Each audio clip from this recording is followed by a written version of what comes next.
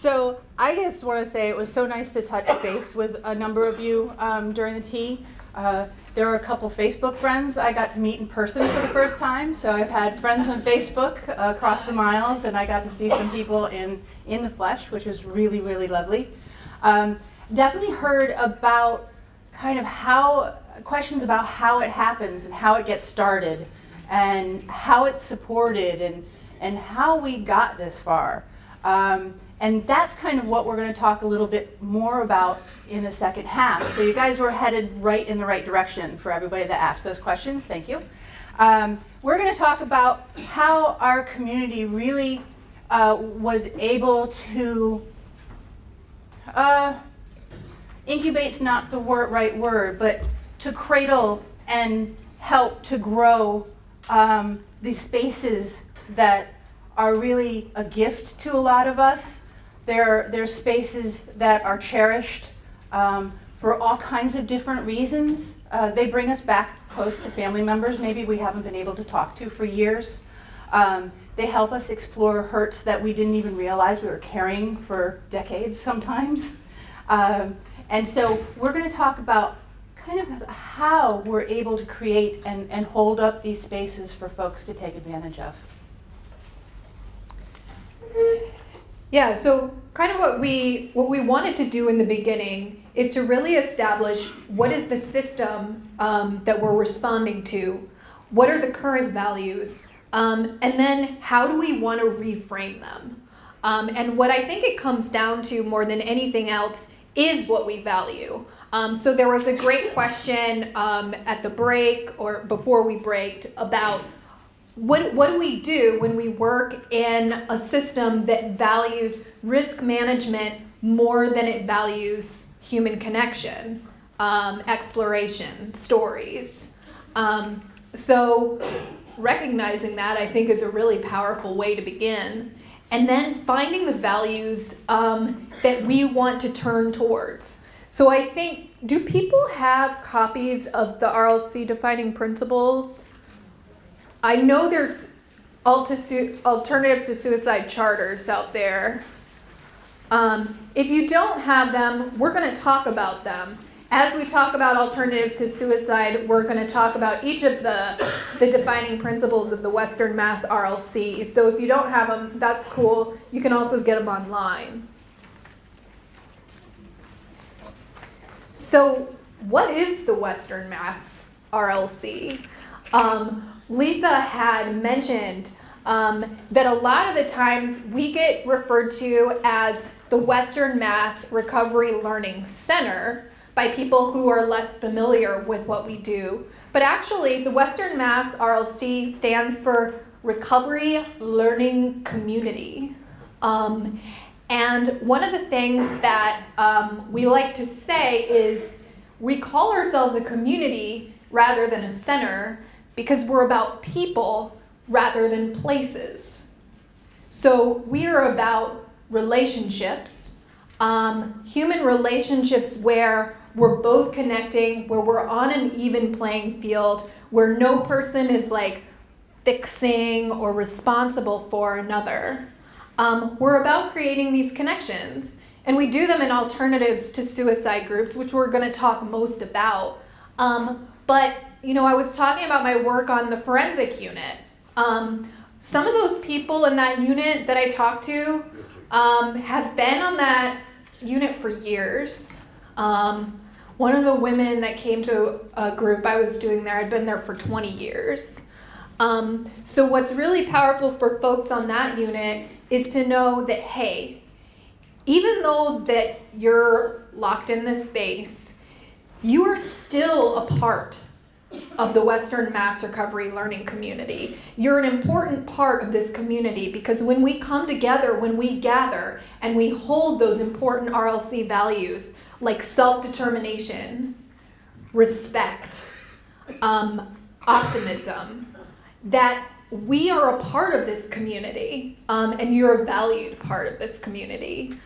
Even though you're not playing a role outside of these walls, you're still important. So the Western Mass RLC We do a lot of things, alternative healing practices, we do training and advocacy. So sometimes as an advocate, I've gone to treatment team meetings with a person. I never go to a meeting without a person because that wouldn't be my role to do that. But if someone's like, hey, Caroline, like, I have this meeting with my psychiatrist and like the whole treatment team and I'm really nervous, would you just be in there with me? So that I know that there's someone there who has my back, I say absolutely. And sometimes that involves asking the psychiatrist questions, if that's what the person wants. Like, psychiatrists, at least in my country, kind of do this thing where they're like, you know, you need to be doing better before you can leave here. And you've been doing really, you've been decompensating while you were here. So sometimes my role in that meeting is to say, hey, can we get a definition of that? Like, what does it mean to be doing better? Like, what would you actually like to see? Or what does it mean decompensating? Is there something that you need from Joe that you're not getting? So being there as an advocate just to get clarity, so that we can be communicating and connecting with each other. Because sometimes these clinical words and methods can get in the way of basic human communication. People aren't understanding each other. So at the RLC, we kind of do a way, we are a non-clinical community and we don't use clinical language. You know, none of us are in clinical roles at the RLC, though oftentimes we do workshops for people who are in them, and we have a lot to learn from one another.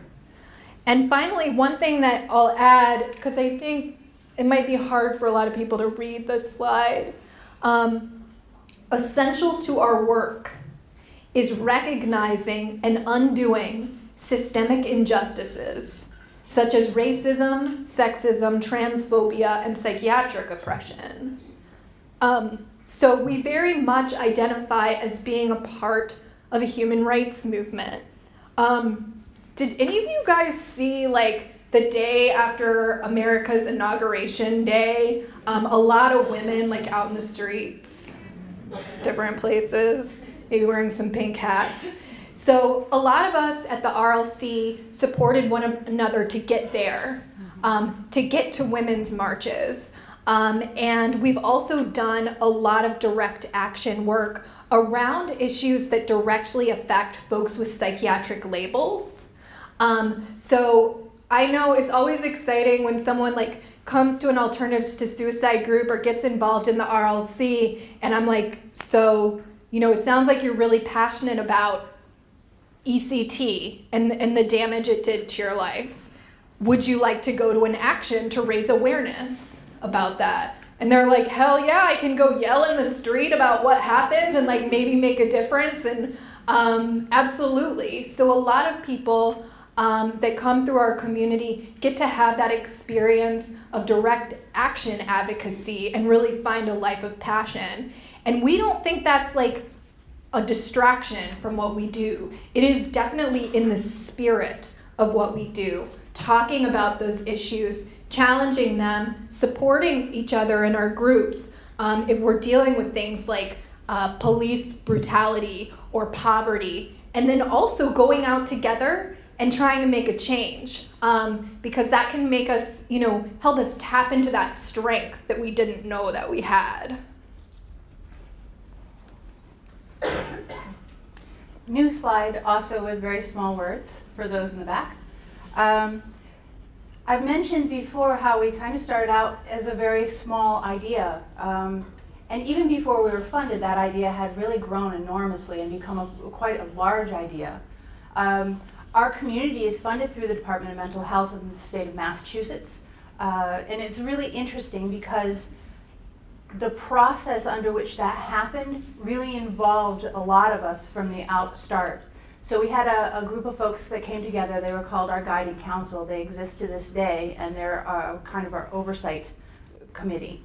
They all identify with lived experience with a mental health diagnosis, with trauma, with spiritual emergence, many, many different ways to describe our experience, not the least of which is psychiatric survivor. They came together and really thought about what they wanted our community to look like and came up with our defining principles, which we're going to really base this entire latter part of our conversation around, and really testing that pushback that I was talking about in some of the answers to the questions that we had before tea about what we didn't want to duplicate, what wasn't working for us. And so some of what our community looks like is very much in response to that. We have 4 locations throughout our demographic region.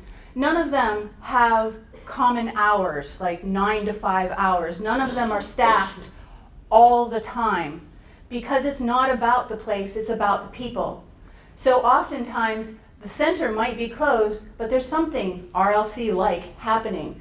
A couple folks might be at the movies. A couple other folks might be taking on some yoga. A hike in the woods might be happening because our community is very, very dynamic. And it doesn't always require a door to be opened and closed by somebody that possesses a set of keys. That was really, really important to us. It also allowed us to stretch our money a bit further because, like a lot of peer efforts, our slice of the financial pie is not visible on most pie charts. So we don't get a lot of that. So we try really hard to be creative about how to really extend that. Having those centers originally was really, really important to us. That was our foundation. Having these places that folks could say, I can find out more about the RLC there. Our community, those spaces usually have a lovely area where people can hang out, soft, cushy, lovely, comfy places. A computer bank where folks can get on the internet, take care of their needs through the internet. A library where they can discover more about what's going on in alternative kind of modalities. Maybe just hanging out and reading a good book. We have all kinds of fun donation ways that our libraries have grown over the years. They're usually stocked with musical instruments and yoga equipment and all kinds of things that people can really come together and make of the space what they want it to be. Not the least of which is some art corners that have more stuff in them than I get overwhelmed when I say I can't, too much creativity here. One project, just give me one. So it's really amazing. And when that happened, they all grew little bit by little bit because it all came from the community. Each of the centers look different. They have different identities depending on who is utilizing them from the community. Most of them are, let's see, we've got maybe an hour and a half is the longest distance between some of our centers. Once they really took hold, it felt like there were other projects we wanted to take on. The developments of our groups, Hearing Voices groups and alternative suicide groups happened. We really started to think politically as well as logistically about peer respites. Our peer respite is the 13th peer respite in the nation. And again, we really wanted to push back a lot about what a peer respite was. So a lot of peer respites in the nation are associated with traditional agencies and modalities. And a lot of the stuff that we've been talking about that doesn't really work for us is still present in those peer respites. Oftentimes they're called a peer respite, but there are professional staff at them.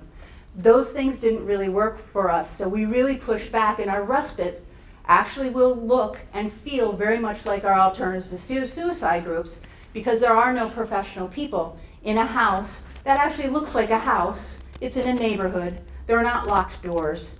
There are not staff-only places. There are not people wandering around the building with keys dangling off of their belt. There are people that have been there, they've done that, they're curious, they want to know why you feel like having some space at a respite would be good for you and how they might be able to support you during that time there. That kind of burgeoned up the idea about being with people that are still in more traditional settings and how to get them out of those settings, and we have bridgers. The bridger role is an incredibly important role.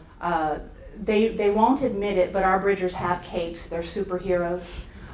They get their capes out when needed. They do amazing things. They go onto locked units where they have been locked themselves. they sometimes have trouble getting off those units because the staff know them. And so that pushback constantly happens. And we do it in our educational pieces too. Part of our grant actually requires us to go into traditional agencies and help them with strategize around how they can be more patient-centered, more recovery-oriented, and what that looks like for their agency, how it affects their policies, how it affects how their staff interact with their clientele. Some of the comments about waiting lists and things like that, we really aggressively kind of talk about to see how folks can be more responsive and take care of the obligations of the agencies and their funding structures. A lot of the same stuff that we've talked about this morning is the same kind of thing that we talk about there. How can we get rid of some of these barriers? How can we be more person to person? How can we remember our humanity, and how can we grow together as a community? Did I hit everything? I think I hit everything. So what we're going to do now is go through all 6 of the defining principles of the RLC. So you guys will get to hear them all and think about, hey, maybe this is a value that I want to focus on bringing more of into my work. And how I might do that. And because we're talking about alternatives to suicide, we're going to talk about how each of these defining principles relates to those groups. So the very first one we're going to talk about is a healing environment. So what is a healing environment? For a lot of us, that like myself who had spent a lot of years in the mental health system, we had to really think about, is what we know from being in the psychiatric system, are those places really healing environments? Like, is it really a healing environment to feel locked in? Is it a healing environment, like I said, to sleep on a plastic mattress and be on 15-minute check with a flashlight? And what we decided was, not for most of us. A lot of us not only are trauma survivors, but we're survivors of institutional trauma. So I'm someone who has also been to jail. I've been in the criminal justice system and have a lot of trauma around that. So when we developed our groups, we decided that they should meet in non-clinical settings. So this was critical because for so many of us, when we brought up the topic of suicide in a clinical setting, we'd had, one of those responses that we talked about in the first half of this talk that wasn't necessarily helpful. So in order to give people the message that, hey, we're doing something different here, this is a different kind of space, you can talk about these issues more freely, it's not an assessment or a diagnostic space, we thought that it was critical that our environment send that message by not being full of like fluorescent lights, tiles on the floor with like hard plastic chairs. So we think a lot about where we're holding our alternatives to suicide groups, what that space is actually like. So one of the groups I facilitate is in a Quaker meeting house. It's a place, Quakers, if you don't know about Quakers, they're a sect of Christianity. They're also big into social justice work. In our country, they did a lot of a lot of them were abolitionists to abolish slavery in the United States, and also did reform of the mental health system. So that seemed like a good place, neutral ground, if you will, to have some of these discussions that aren't assessment and aren't diagnostic, where we're going deeper into our stories. And Lisa did a great job of describing some of our RLC spaces that are filled with, comfy couches, nice lamps, chairs, not a bunch of desks and clipboards and vinyl and all that. And we think that this is one of the reasons making these choices for environment is what makes these groups so effective, that allows people to go deeper into these conversations, to feel like they can really explore what's going on in their lives and be open and say, yeah, I'm thinking of ending my life. I'm in an abusive relationship and it's really hard. I don't know how to get out. Or, yeah, it's really hard living in poverty in this city that I live in, and it's hard because the police follow me around. Like, people know it's more of like a lived-in environment where we can talk about some of these things. And so there are groups now, they originally started in 2008, but they've really spread. They've spread around the region of the country that we live in. And we've also done some trainings in the Midwest too. So there's alternatives to suicide groups in Wisconsin. I don't know if that word means anything to anyone here. Somebody here. Okay. She's from Wisconsin. Cool. So there's alternatives to suicide groups in Wisconsin. Some hardy pioneers out there wanted to bring it. And to be real, like, we've learned a lot, like, over the years. Alternatives to suicide groups in 2008 looked different than they do now in 2017. Originally, like, when we were first creating this, where there was so much fear around this topic that people were like, oh my God, we have to have a closed group. People are gonna have to call and we'll screen them and then they can take part in the group. And nowadays, we know we don't need to do stuff like that. That was us kind of replicating what we already knew from the system. But now we don't have any type of screening process. Like, our groups are very open. And that contributes, I think, to it being a healing space. It's a group where you can come as you are when you need to. And that's been a lot more successful to really open things up. But we'll talk more about that as we go. Imagine being somebody that was thinking about accessing one of these groups and not having been in the room, so you didn't really know much about the groups, but crossing a threshold to an environment like Caroline described, rather than a conference room in a mental health facility.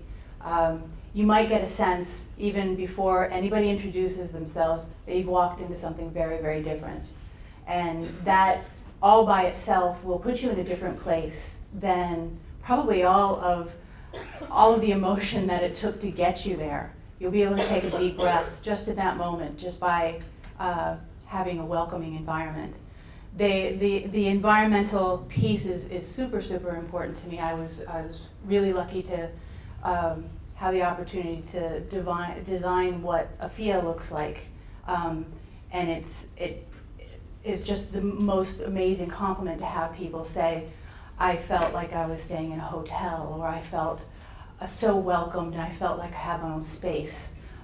Oftentimes folks don't know that I had anything to do with it doesn't matter. But the thought that we have placed a priority on having new furniture rather than hand-me-downs, that cohesive environmental theming makes us feel like whole, respected people is super, super important.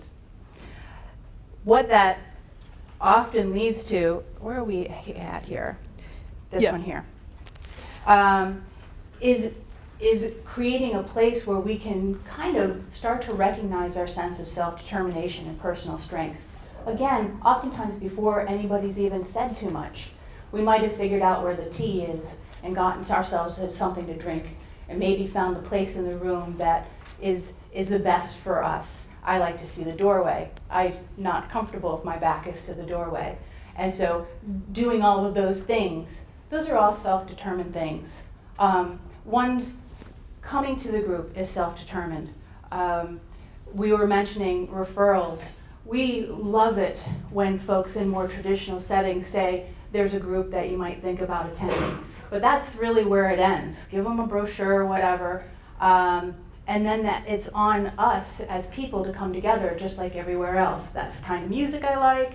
that's the kind of sports I like, I go there in a self-determined way. And that's what happens with our groups as well. This is a really, really important principle for us because so much of our own decision making has been taken from us in different settings. And being able to recognize our humanity is personal strength. I mean, to think, wow, I can make my own decision here. And it can be completely whimsical and somebody is not going to call me on it. So if I want to show up to a group in my shorts and it's freezing out, it might start a conversation, but nobody's going to say, okay, that's a sign of your illness. And it's an amazing difference that runs right off the rest of our values. One of the things that happens is that, as Caroline's mentioned, that topics are not limited in our groups. Again, suicide and conversation around suicide is not isolated. It's not an isolated conversation. It's interwoven into so much of the rest of our lives. And again, there's a lot of laughter that can happen in an Alternatives to Suicide group. We have a group that's just starting in Somerville, which is I'm really proud of. It's taken quite a long time to get it going. But it's on a walking path to our local transit, our train. And people walk by all the time. And it's quite urban. And we were figuring out how the space was going to work for our group. And having all kinds of very, important conversations about it. We were really jazzed. We were having all these important conversations. And then we looked out the window, and on the path there was a hawk. You don't see hawks a lot in the urban setting. He had a successful kill, and he was eviscerating something right there on the path. We're like, this is life or death. We're looking right at it right now. This is our topic. We're laughing hysterically and watching all the commuters create this large path around this bird that did not care that there were a bunch of humans wanting to walk in the same place as he was taking on his little mouse or whatever it was not recognizable. But it was just the conversation that happened.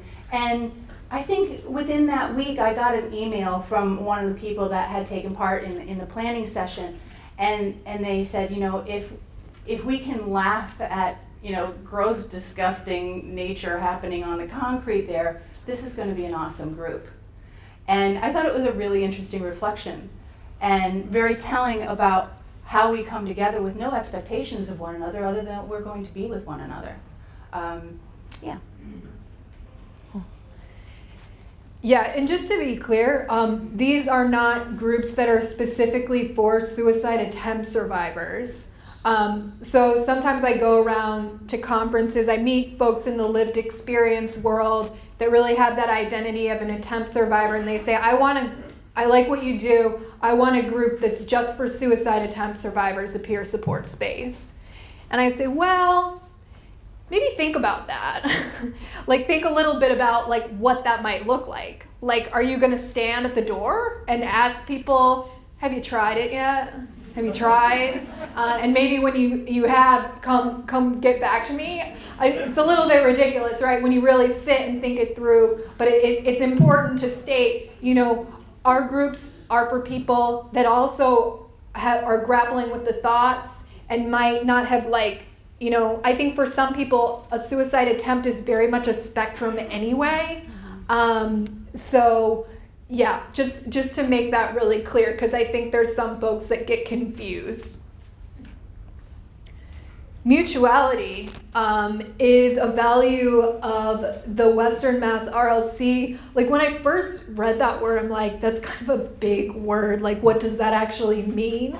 And so sometimes when I talk about it, I use my hands. So I think about how when we're in the mental health system, there's this person, this stoic person with their clinical veneer that's going to be helping us. And throughout my life, I would lean on these people. And sometimes, my insurance would be up, or they would say that, they couldn't work with me anymore. And then they would go away and I'd be like this and fall over. Mutuality is different. It's we're leaning in. We're learning about and we're supporting each other. Each one of us is being vulnerable. Each one of us is being real and looked at as a person with pain in our life, but also, points of wisdom. Our belief is that going through struggle, going through adversity brings wisdom. You have something to share because of your survival. So it's more like this. And because we're leaning in, we can sort of like connect with one another, create a relationship that might be a bridge for us to move out of this dark place. We have found, in order to create those relationships, what works well for alternatives to suicide groups is to have 2 facilitators. Both of those facilitators are asked to be vulnerable and openly identify with having their own thoughts and or experiences with suicide.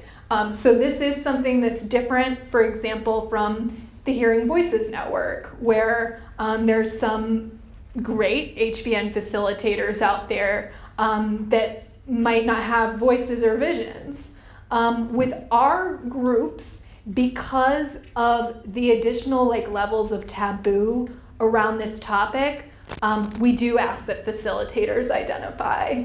And I think it's really important because so many people come to these groups and they're like, I don't really know if I want to share because what happened to me the last time I did. So having a facilitator, having me say, yeah, I'm really struggling right now with wanting to be here. I'm scared right now. I have this trip to Australia to go on and I don't know if I'm going to be able to do it. It's really scary. Me saying stuff like that is so important because it's an example to people that, yeah, you can say that you have these thoughts and these experiences and no one's going to come in and haul you away. So that example is really critical. But really, when we train facilitators, we make sure that folks know that ultimately these groups aren't really about anyone being an expert. It's so important that we create space where everyone is supporting one another. Our view is even if you're having the literal worst day of your life, the day that you show up to your first Alt to Sue group, you could still say something that would inspire another person. You could still have something to offer.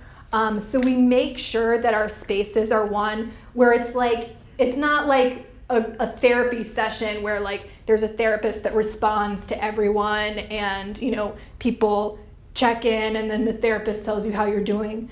It's more organic. It's like a discussion and everyone in that meeting is considered as having something to offer.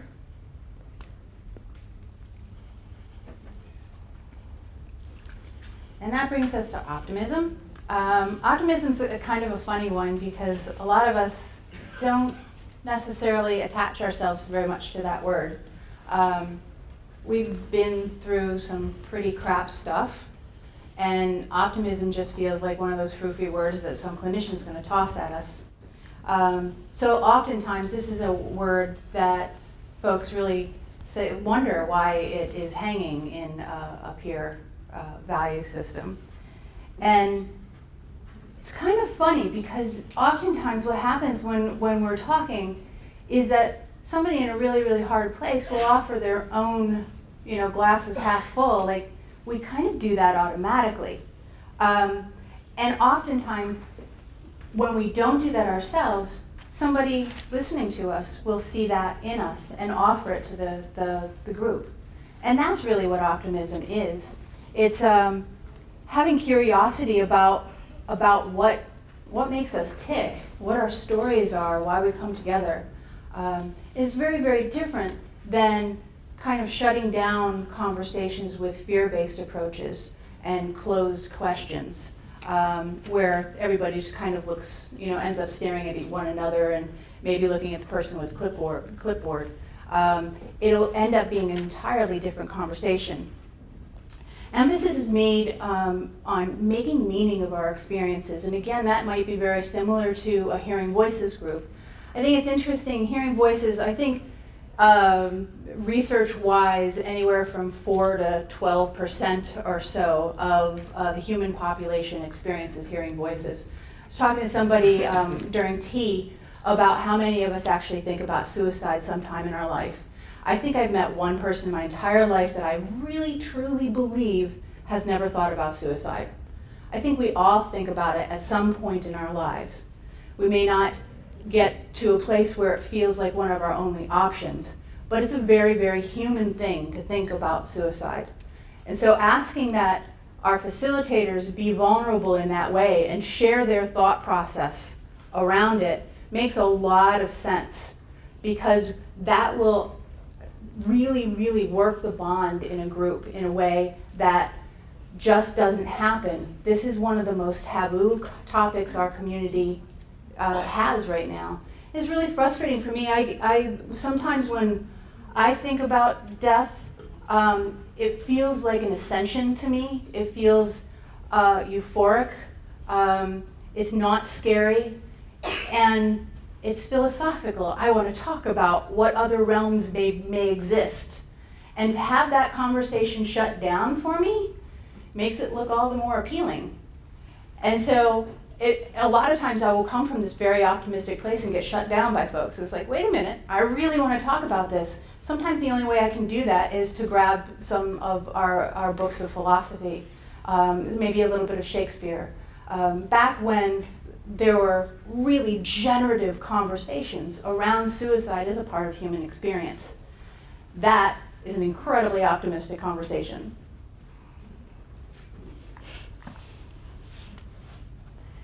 Yeah, you guys come from an English colony. What's the most famous line from Shakespeare? Just yell it out. What's he talking about? Yeah, I wonder if they'd haul Hamlet off to the psych ward. But yeah, what it is about is being able to ask that question and explore that. Optimism to me can also just mean like that nobody's a lost cause. That we can move through really difficult situations. As humans, we have that capacity. We ride the waves. Like, I remember this one time I was doing a group, a young guy showed up, and he was in a really rough place. He was like, I'm so, am I allowed to cuss here? I don't know. He's just like, I'm so fucking angry right now. I want to fucking kill my parents. I want to kill them. So in that moment, I could have, freaked out and called the police and like, I've got this guy here, he's going to kill his parents. But instead, I asked him a question. I connected with it. I was like, he came to this group, man. He walked here today. He came here, so he must have something to share. So I said, sometimes I get really pissed too. I feel like I want to fucking kill people, and usually it's because I've been hurt really bad. I'm like, I don't know, like, is there something going on with you? Like, have you been hurt, or are things rough right now, like with your parents? And like, he started crying. And talking about like this really abusive situation he was in at home. And like people in that group just embraced this kid. And they said, you know what, we're so glad you came here. We know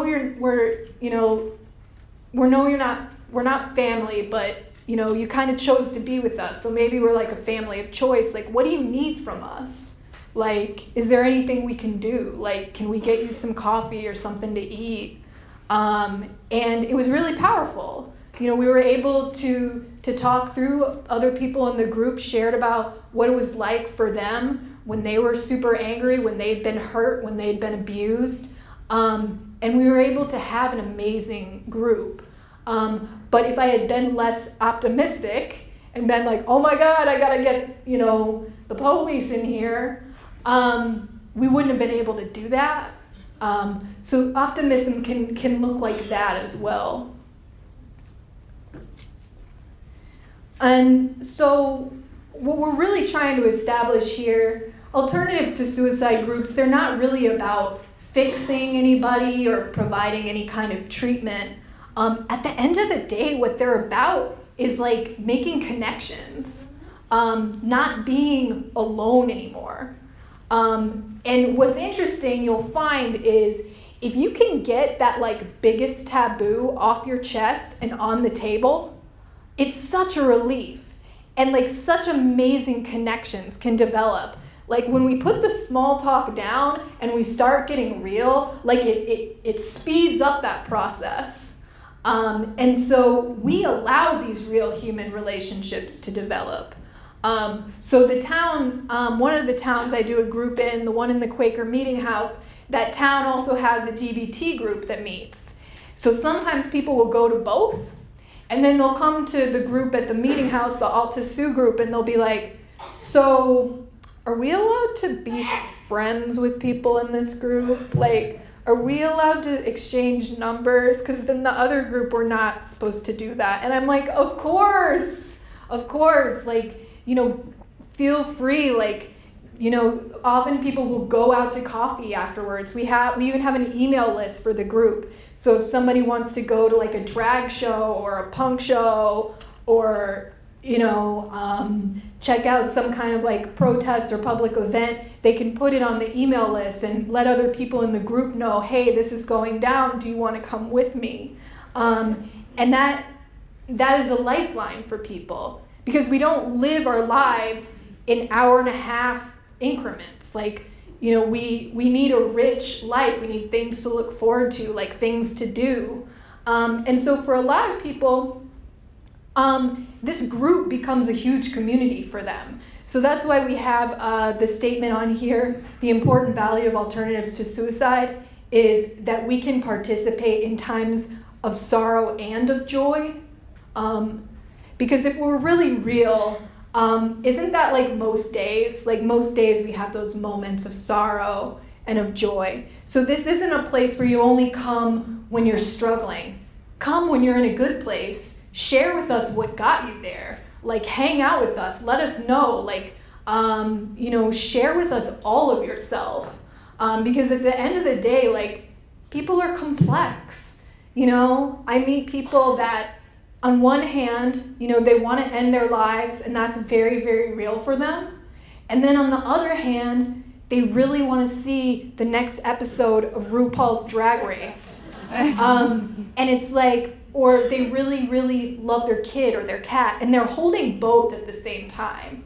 That's real. That's human. That's how humans are. So we want to create that space where we can be deeply human with each other. And all the different facets of our lives.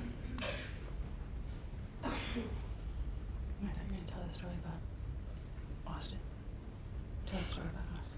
Wait, which story? The group's still happening. The group's still happening even though you weren't there. Oh, Lisa is reminding me of a time when we were in Austin, Texas, and there was an ice storm, which is about as weird as one, like y'all having one here. It was really weird. So like the airplane was like, we can't get you out of Austin, Texas. So I was supposed to go facilitate an alternatives to suicide group, and I couldn't go. I couldn't get out. And I was like kind of freaking out, like what's gonna happen? Like that's gonna suck for people. And what happened was they met anyway. They met even though I wasn't there to like actually unlock the door of the Quaker Meeting House. People had like so much ownership and like love for the group and they felt, you know, that this is something that they hold, this is a community that they're a part of, that they just met in another space. They organized it and it happened. So yeah, when we train facilitators, we try to make sure that facilitators know that they're creating like a community of which they are one part and making sure that everyone feels ownership of the group so that, yeah, if you're stuck in Austin, Texas, that group can still meet and people are like, you know, feel very confident that they can hold this space for one another. So this slide's not very surprising to see after that story, right? Partnering and transparency are really, really important parts of alternative suicide groups. They have a lot to do with honoring the dignity and respect of each human being. When we partner, I love when Caroline starts making her houses and leaning. I like that a lot because I was taught really traditional facilitation skills where I'm supposed to not only make sure the door is open, but make sure the temperature is right for everybody, make sure everybody has some time to speak. Really, I don't know, in what I understand now, it feels like an over-facilitation. That's not so much my job as an alternative to suicide facilitator. What I need to make sure of is that I'm in a place where I can be responsive to my fellow community before I come in the door. So if I have my key, that's all well and good, but where's my headspace that day? What's happened to me during the day? Am I in a place to hear about somebody else's pain? Am I in a place where I can truly partner with somebody through a goofy conversation or a really heavy conversation, or one that runs both those gambits at the same time? And they can. That's my job as a facilitator, because the rest of the group is going to do the rest of it because we're all adults. We know how to take care of ourselves. We are amazingly powerful and strong individuals who have been through great and diverse experiences. And all that power is in the room every time we come together. When we partner, we really try to avoid some of the roles that we were talking about before the break, including assessing risk, protecting people, and deciding things for others. A lot of us probably do kind of, especially like as a mother, I remember when my children got to that age where I needed to start stepping back and letting them make decisions, even if I thought it probably was not going to go well for them. You kind of get into this fixer place where you are invested in the relationship that you have with somebody and their well-being, and you want to fix them. That's not a role for us. You want to step back and really, really depend on the strength of the individual to figure stuff out for themselves. Undoubtedly, you've got a story of your own where that was really important for you. A lot of us, especially working in the mental health field, when we see the word risk, we think about limiting things and keeping everything contained. But truly, how do we learn? We learn when shit goes wrong, right? When something falls apart, when there's a bad breakup, okay, that's a type of person I want to avoid in the future. That's how we learn, is when things are not going so well. So keeping us contained doesn't allow us to learn and grow. And it really speaks to dignity and respect. Again, thinking about each one of us as autonomous, adult people that can really move through our lives and have, for the better part of them, in really, really strong ways. Transparency is hugely, hugely, hugely important. This is one that speaks to our vulnerability as human beings. It also speaks to how we've been treated by other systems, where if we use certain language, that will count against us in a fairly dramatic way. And we're not necessarily told about that up front. We learn the hard way. Back in the US, we talk about the language of the system and how, as we become incorporated into the city, we learn into the agency or the care environment, we learn the language of that environment. We know what words will get our needs met in what ways. They may not be our words, but we know how to use them. Suicide's one of those words. And so thinking about how those words are used against us, or sometimes to get us a bed when we don't have a home or whatever, is a really, really important conversation. It often happens in an alternative to suicide meeting. But what also happens is really, really clear transparency about our environment, that we can talk about these things, that there are not going to be the same consequences to using those words as there are in other environments. If there are any limitations to any sort of conversation or whatever, we're also super transparent about that.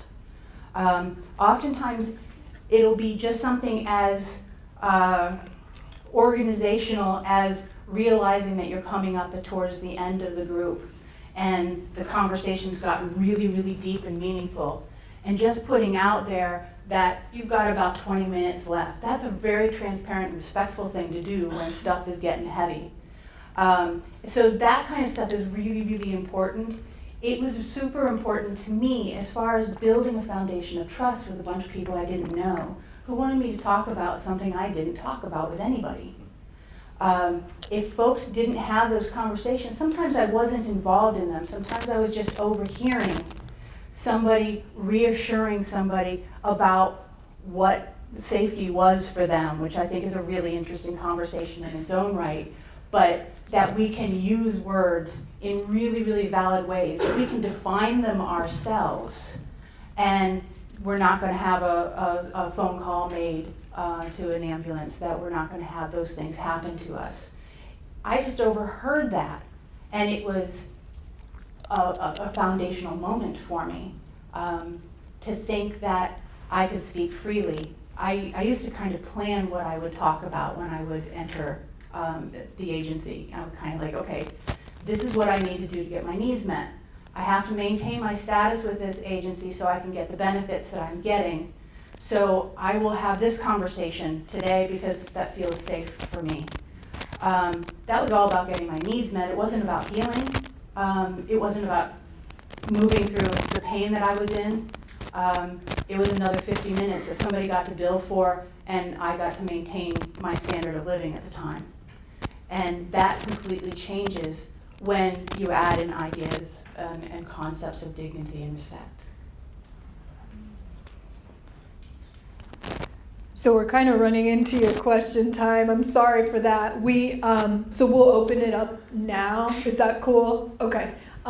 For questions, I think we have, just to be transparent, we have about 20 minutes for that.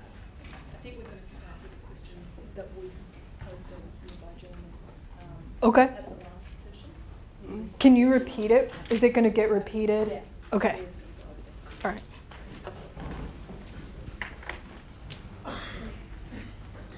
Hello, my name is Raj.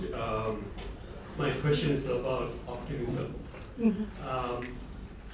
I used to work with refugees, and a couple of years ago I coordinated a suicide prevention program for refugees because there was a couple of suicides happens in the East. So the Department of Immigration funded to run a workshop for 5 sessions on refugees. One of the experience what we had was that they had a need.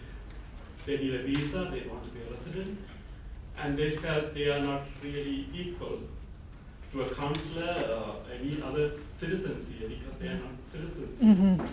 The most of the time we talked about it, we are banging the wall against it, even though we try to give optimism, listening to their stories, and we couldn't go around because of the one-stop board policies.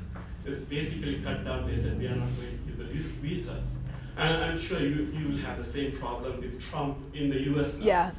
How do we go about to give optimism and positive thoughts and hope for these young people who never thought they are not equal human like others? Yeah. It's so critical to create, in our alternatives to suicide groups, a welcoming space. So acknowledging, sometimes there's something really powerful, like in our culture, for example, we have a refugee problem. We also have a problem with racism in our culture, sexism as well. When people bring those issues up, though, often they're shut down. They're said, oh, those things don't exist anymore. or, you shouldn't have come to this country to begin with. That's just the way things are. Sometimes, instead of providing hope, we're providing a space. We're providing a space to say that struggle is real, your pain is valid. Sometimes all I can do, sometimes it's like I'll do a group and it's kind of like we're all sitting together in the dark. Things are hard. A lot of people are dealing with some tough things. And it's like, yeah, we're kind of sitting in the dark. But in that darkness, like, we might reach out and we might grab a hand. We might have a moment of connection in that darkness. And for a lot of us, that can be what gets us through. So it's not taking away the darkness. I can't make Donald Trump go away or make him stop being terrible. But I can sit with someone and sit in our deep despair and not be alone. And sometimes I think we forget how powerful that is. That gift that we can offer just of being ourselves, not taking it away, but hearing it, validating it, and being with.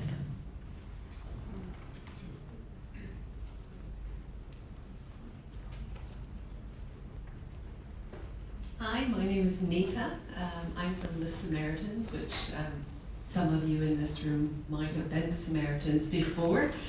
We're celebrating 50 years in Western Australia this year, so we're very excited to be here today. So thank you so much, Lisa and Caroline, for that. I talk with my hands as well, so it's hard to hold the microphone and talk with my hands at the same time. But really appreciate this idea that the ladies have been presenting about holding this safe space, this non-clinical space, and how important that is. Because that's what we do, for those of you who know Samaritans. We're not a clinical environment, and we hold that space. And I'm just curious, ladies, do you work with any of the support and crisis lines there in the US? I know Samaritans are really big in the Boston area, and just curious if you ever partner with them. Obviously something that we're really keen to do here is to do more partnerships. Do you want to talk about that? Why don't you talk to the support lines that we have? Okay. Yeah, so at the RLC, we do have a support line of our own. I'm not as familiar with Samaritans. I know that we have it. I think, do you guys record calls? Okay. So for a lot of folks, yeah, that's been a concern. That's great. There's a lot of different lines out there. So we've started one of our own, honestly, just to make sure we keep it in-house. Everybody's trained and knows these values really well. But we also, my boss is a secret shopper. Do you know what that is? It's funny, but she'll secret shop, and people will secret shop the different lines and different resources. So folks will call it and see how they're treated, and then we have our own resource list to let people know who's not recording calls, who offered a good experience, because it's always great to have more. But we would be happy. Like there's.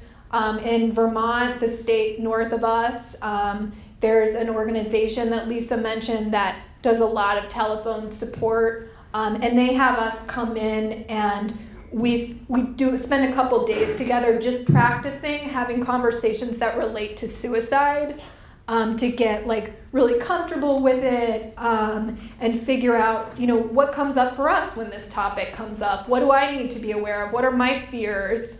And get some practice when that's a topic on the table. But thank you for the work that you do. We have a mic down the back corner as well if there's anyone who wants to ask a question from that area. Any up this way?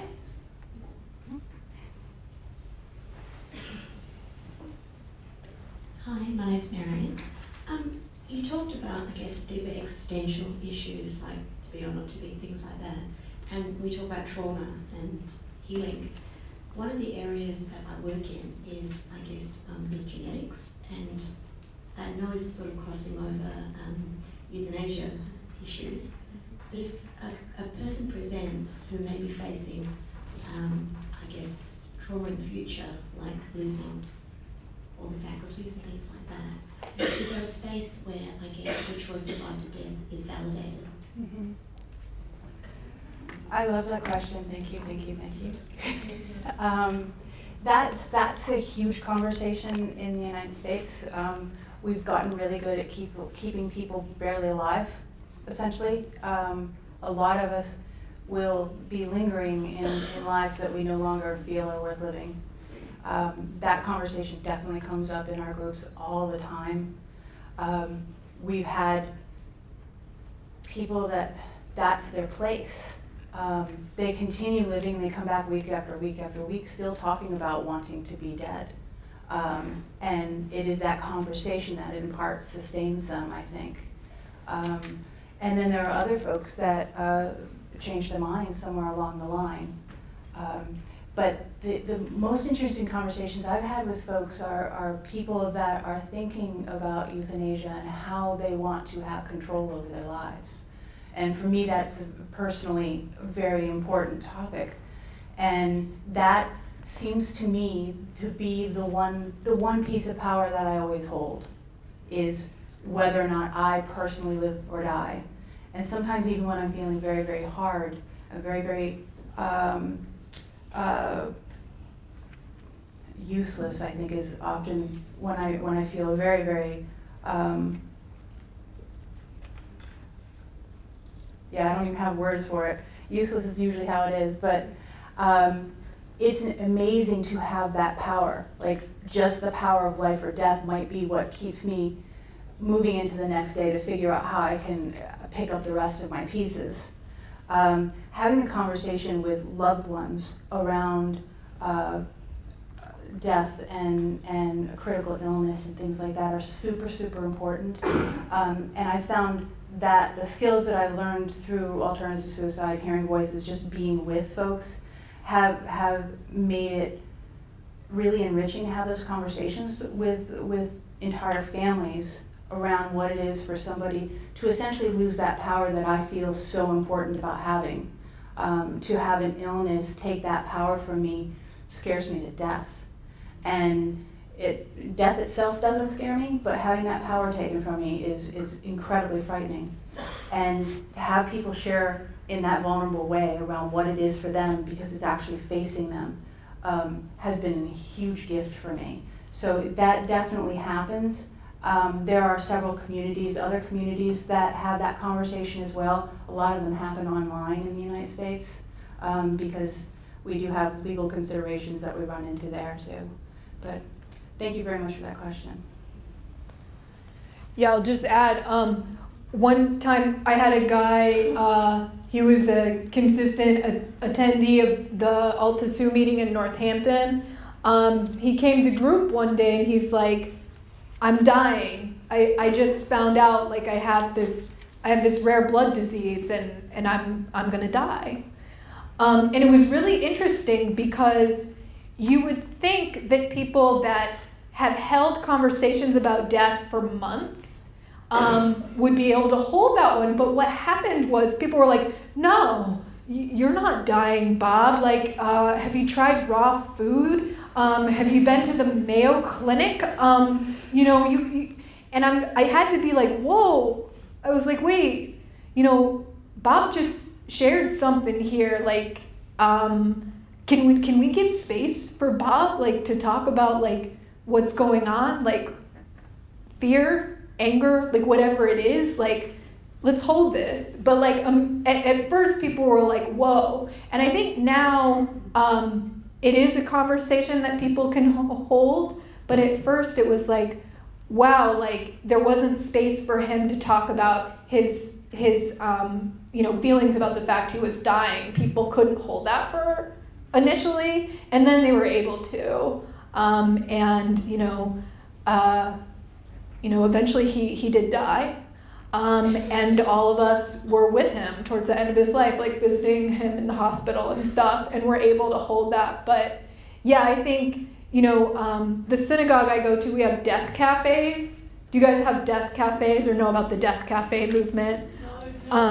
There's some, you should look into it. It's, someone's saying in Frio, is that it right? Fremantle? You guys talk funny. But yeah, Death Cafe is a place where you can speak openly about death, and you have tea and cookies. And it has a lot more similarities values-wise to alternatives to suicide than I think a lot of things. So you might want to look into that. Hi, it's Lynn here. Nice to see you. Oh, hey, I've seen you before. Yeah. I know you. Yeah, I'm here largely drawing on my own lived experience in a number of roles, so I won't go into them all. But I guess I really appreciated what you were, the story you shared earlier about the young man who was incredibly angry. Yeah. One of the things I notice in conversations about suicide is that the talk around anger seems to be quite absent. And I was listening to something last year on the radio where somebody was talking about losing somebody suddenly to suicide and how they'd been really happy and really engaged with life, and then it happened all of a sudden, and it reportedly wasn't a mental health issue, but there's this thing where all of a sudden people take their lives, and it's a new thing that's worthy of research reportedly. But nobody, I began to get really curious about, I wonder if he was incredibly angry, this young man, and how we have this aversion to speaking about how angry we are. And so I guess my question is, have you found in your work that people's literacy to be able to speak about the depth of anger has increased? So both professionals and people that use the group. Yeah, we in our facilitator trainings, we always do an anger exercise. Because you're right, people feel suicidal for a lot of reasons. We make these assumptions about a person that wants to end their life, that they're really sad or, they have this particular situation going on, but it's so diverse.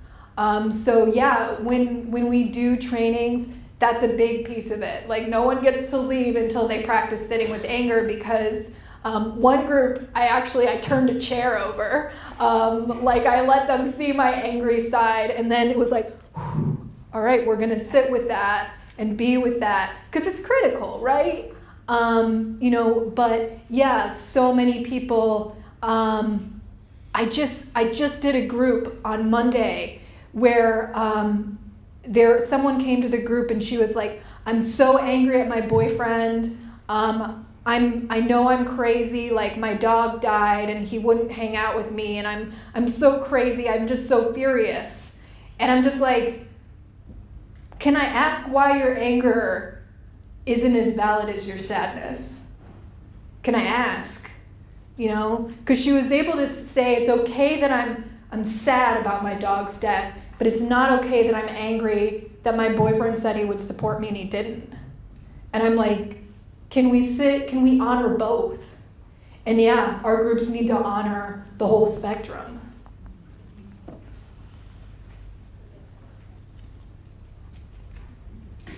Hello, my name is Joan, and I am a facilitator of a death cafe. Oh. And I run life and death conversations for seniors. Thank you. Cool, thanks. But I also have experience of suicide, and I'm wondering about, is there a personality that goes to that space where suicidal ideation becomes a natural place to go, rather than other people might just have a thought of, this is all too much, but what can I do about this?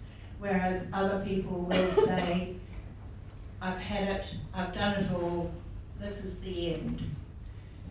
And I find that even for myself, a suicidal thought will still come into my mind when things get really tough. But I recognise now that that is what it is and that something needs to be managed. Is there a personality, do you think? I would say no. I read a really interesting book, and I'm totally blocking on the name of the title of the book. But it had to do with the concept of personality types and how we get to know people and we're like, we know this person. And that structurally the way our brains work, we absolutely do not. That there is a continuum of developing personhood throughout our lives, and that we're always a different person. And we might have some traits that are more dependable than others, but that we're constantly changing and being different people. And I really liked that theory a lot.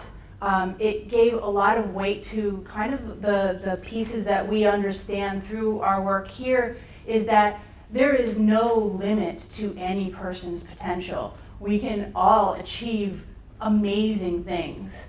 And if we start to think that there's any type, then those types are going to be limited in some way. And I really don't want to hold that. I have an expectation that people can do all kinds of things. And I love the idea that it is a continuum, that we are different people every single moment. That gives me inspiration and optimism. Good morning, my name's Kaylee Nagel. I'm an Aboriginal woman of the Melbourne, and we all live with suicide. Every Aboriginal family that I know has been touched by suicide. I haven't heard of anyone that hasn't had a suicide in their families. And I've been listening to you. There's one question I want to ask. Have you done this, the alternative to suicide, specifically with the Indigenous people in America?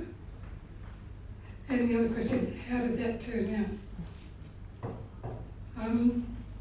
So could you tell me what, whether it was done by non-Aboriginal people or Aboriginal people for the because of the number of suicide and the statistics?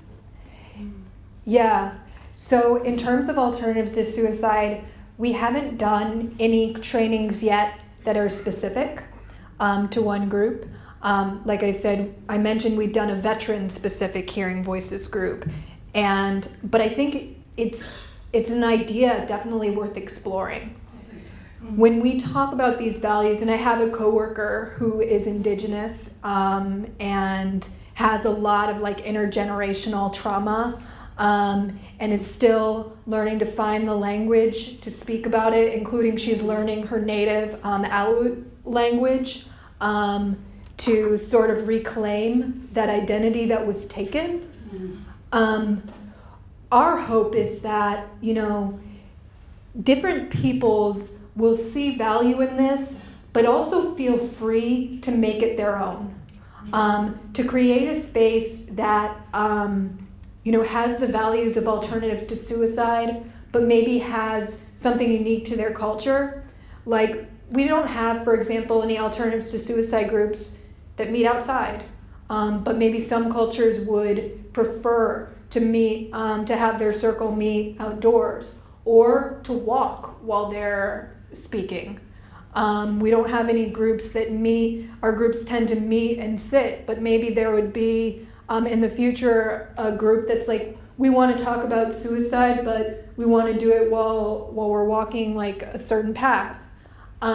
So our hope is that, as time goes on, as this becomes more established, that people will create the spaces that they need, and reclaim the spaces that they need to heal from their particular wound. Because I felt that needs, that sort of, thing needs to be done here. Because when you talk to Aboriginal people, when we sit around talking about, they will not open up to anybody about, the inner suffering they've got, the intergenerational experiences, the stolen generation, all that sort of stuff, which just continues to go on from generation to generation. And the thing is, until that is dealt with by Aboriginal people who are trained facilitators. We work with people, psychiatrists, doctors, ministers, all these people. And the thing is, in 220 years, we've had no shift in the statistics, decreasing. And up until we do something like this, for our people, with our own people, we're not going to see any changes. And the thing is, no matter how brilliant you are, you can be a PhD or whatever, it means nothing. Yeah, there is research that shows colonization has a huge impact on rates of suicide. We know this. And what I would offer is also some of the language that we use to describe pain. All of us, the language around suffering has been colonized in a way too. And this is what I mean by that. I was taught to speak in a certain way about my pain. Like my bio said, I was taken to a psychiatrist when I was 8 years old. And that psychiatrist gave me language to describe what I was going through. It was depression, symptom, illness. But that wasn't my language. That was someone else's. So a big part of this work will be for all of us to find our own language, find our own words for what our pain means, and also our way out of it. Because our way out of our dark place, or whatever we want to call our pain, might not be what's offered by the medical model, and that needs to be okay, that we have a unique journey. We come from the oldest surviving culture on the planet here, and we have this spiritual connectedness, and I think through my own experiences, and I have a nephew who was just buried just recently, 1 out of 6 of mine. So we realised that every other family has got the same thing. So I'm not, I'm not unique. I'm not isolated. I'm just part of the Aboriginal stuff. And just before he suicided, he was hearing things that he said 3 days before that, and he was ringing up on the outside pool saying, they're getting me through the spiritual and everything. Nobody listened to him. Nobody helped him. He was the 4th person in that family to actually suicide. The mother, the father, and the 2 sisters and another brother, they all suicided. 4 in one family. Now, nobody was listening to them, nobody helped them, and it wasn't anything connected with, it was a spiritual realm that he was dealing with. Right. And culturally, these things in the Aboriginal world is not seen as important. Yeah. Oh, yeah. But they need to understand, because they did something wrong, he was being paid back. Mm-hmm. And all this stuff just goes on and on and on. And the thing is, there's nothing that's dealing with that. Maybe this sort of stuff could be the other, the other thing, because we deal with we deal with the alternatives in the prison system, which I worked for 5 years. Okay, instead of doing this action, you've got to think of alternative actions. I did that myself.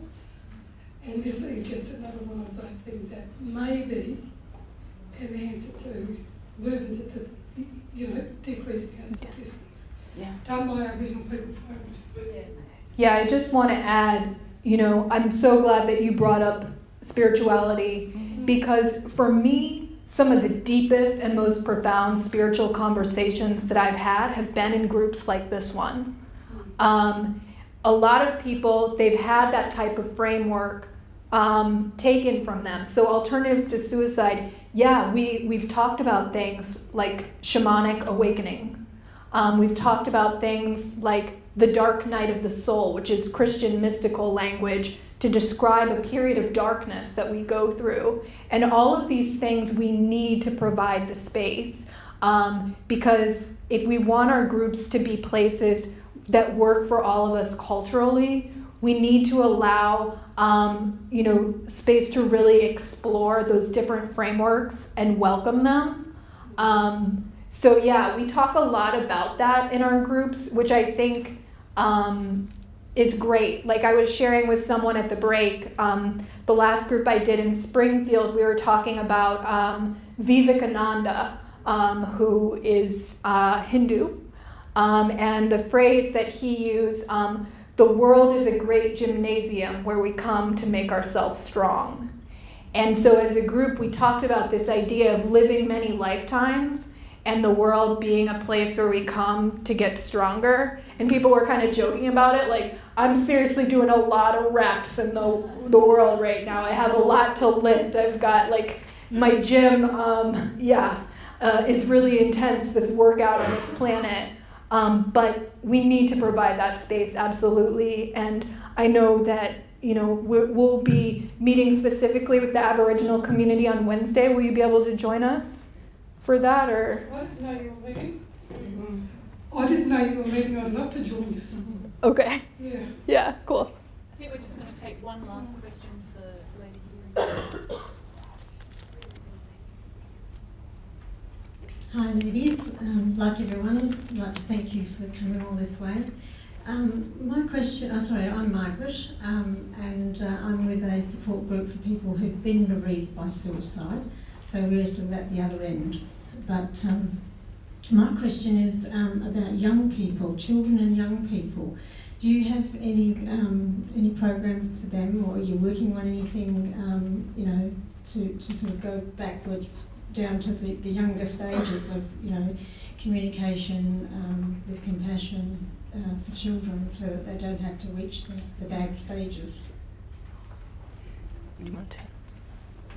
That one's a tricky one in the United States because there is a lot of liability surrounding non-related adults dealing with children. So that one is a very, very interesting thing. One of the things that I was thinking about with the question around the Aboriginal tribes is that a lot of times, especially when there's a large death rate in any single community, so that would also apply to young people where that it tends to happen in like a pocket. There is a societal wide pain that's existing for that community of people, and helping kids, tribes, to take their agency and their power and figure out their own solution for it is a hugely important thing to do. There is a tribal community in Canada that is doing that. They had entire generations of children taken from them and colonized and educated in European ways. And those children lost their culture, and they are now losing their lives. And that has, the tribe actually kicked the white people out. We've had enough, and it was the maternal members of the tribe. They said, we've got this, we will find our own way through. And they've created circles of young people trying to figure out what their agency, what their power is. And part of it has been learning from their elders and being reintroduced to their culture. And the same thing happens with our youth and school systems. They become very disenfranchised from their own curiosity, their own sense of learning, and they're being forced to all kinds of different curriculums that don't really have anything to do with who they are as people at a time when they're trying desperately to discover who they are. So finding ways to support that curiosity and that passion for learning rather than squashing it, I think would be a really, really wonderful avenue for young people. It wouldn't be a conversation around suicide at all. It would be a conversation about life and experimentation and curiosity and being allowed to fall and get up again. Like when we were toddlers, we just got brushed off and sent along our way. Of course you're gonna fall down. And that opportunity becomes more and more limited in our childhood, increasingly quickly. What I was allowed to do as a young person is not available to young people now. And that's part of when we limit options for young people, they come up with their own solutions. And that's kind of my own philosophy around it. I have grown children now. My youngest one is just gonna be 18. And all of them have thought about death. and all of them have talked to me about it. And that, was a gift, because honestly, we're cranky parenting child relationship, norm most days. But somehow they knew that conversation was available to them. And it started with I want to die, but that wasn't the conversation. The conversation was school sucks, my friends are horrid to me, I don't have the opportunity in this town that I want to get out of here. All of those real life conversations exist for kids, and there's not a lot of opportunity for them because they're kids. They don't have the power, they don't have the opportunity. So I do think that supporting our youth to discover who they are rather than answer to testing might be a really great way to reduce the number of deaths among our young people. I did say that was going to be the last question, but I have been totally ignoring someone right down. Oh, John Booth. Geraldine. John Booth was my name. Thanks very much for all that you've said. Certainly resonates well with my experience. I've been a telephone crisis supporter, we're called now, with Lifeline for the last 24 years, and spent a lot of time talking with people about suicide. And a couple of comments, I guess, and a quick question. Firstly, the story, which was the very first question that was asked in the first session, is really important. I think my experience has been that people are most comfortable in telling their story, and we need to take time to listen to people. And listening is not a great skill that many people have in this busy world that we all live in. Risk management, unfortunately, is necessary, even though I acknowledge that you said you don't like it. Often in the sort of work that Lifeline does, and same with Samaritans, we need to make a bit of an assessment on how urgent the issue is. If they're on the phone, if it's a suicide in progress, if they've taken something, if they've cut themselves, whatever. So there are times where risk management is quite important. Things that I often hear and often talk about with people are around 5 things, and 2 things in particular to focus on. I often talk about food, I often talk about exercise, I often talk about sleep, and the 2 things are around social interaction and a sense of purpose. And I find more and more that's a challenge for a lot of people. There's increased isolation in the community, in the greater world that we live in, even though we have all the technology.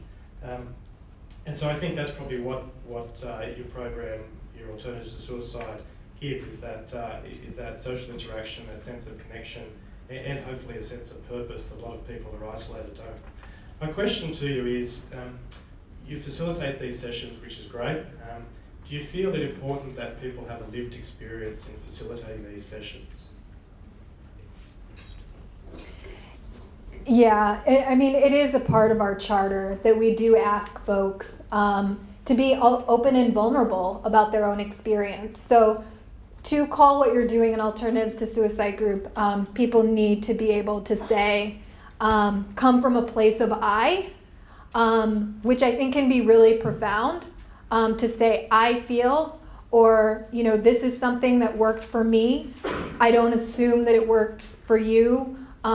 What has worked for you? What are you going through? So yeah, I think that is a critical piece. It opens the door for people to really be vulnerable and share things that I don't think they otherwise would. Because yeah, we live in a culture where people are like, chop, chop, I don't want to listen. And also, we don't really go very deep. So like, we live in a culture, like in my culture, it's like, people say, how you doing? What do you say? Fine, I'm fine. So sometimes I introduce my group by saying, so in this space, we're gonna ask that question, but we're really gonna answer it. And we're really gonna go there. But for people to feel like they can do that, that means I have to open up my heart and share it too. And that's where we're going to leave it for today, folks. It's been an amazing presentation. Thank you so much. Your humanity and your honesty is extraordinary.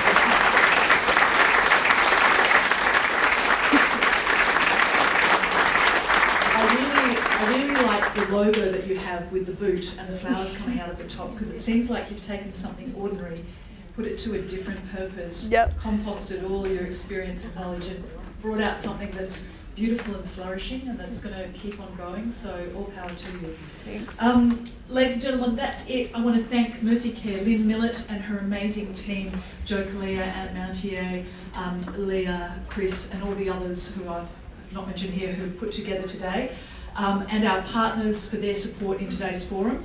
Thank you to you for being open to this approach, for helping to make Lisa and Caroline's visit far-reaching in its impact. And we know that this is only the beginning of a 4-day discussion on how it might be adopted and adapted in this state and beyond. So wish you all the best for the next 4 days, and please do fill in the evaluation sheet. That's going to help us a lot.